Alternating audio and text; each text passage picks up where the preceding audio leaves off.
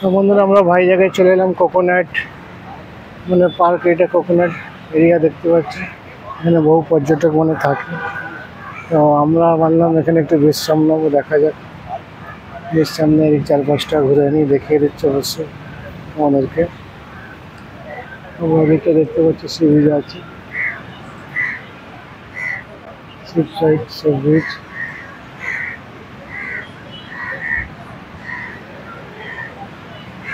ভাই জায়গায় sea beach আছে, দেখো এখানে ব্যাগটা একটু রাখলাম।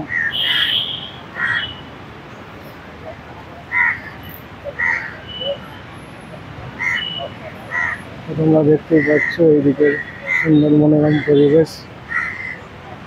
এদিকটা ব্রিজ আছে আর এদিকটা আউটসাইডে রোড আছে, এদিকটা বাস গাড়ি সব চলছে। দেখো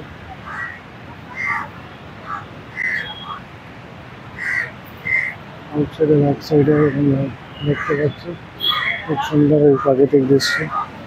অবশ্যই আমি একটু আগিয়ে যাব দেখা যাবার জন্য।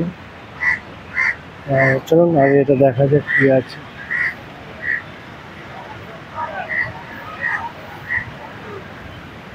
আগে যাওয়া দেখতে পাচ্ছি, অবশ্যই তোমরা কমেন্ট করে বলবে।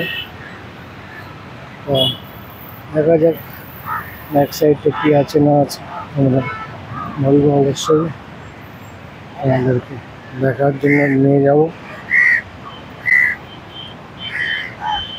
ব্যাক সাইডে আছে অবশ্যই সে হয়েছে। কিছু বলবেন জায়গাটা কেমন? মোটামুটি দারুণ, দর্শক এখানে আসার জন্য বলবেন।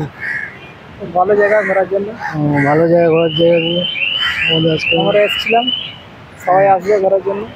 আচ্ছা আচ্ছা, সবাইকে আসার জন্য মানে অনুরোধ করছেন, ইনভাইট করছি, অবশ্যই দেখবে। আমি এটা ব্যাক করে চলে গেছি। আমরা এখানে সি বিচে দেখতে পাচ্ছি সিচুয়েশনের মধ্যে। তো সমুদ্র সৈকতটা আমরা দেখিয়ে দেবো অবশ্যই।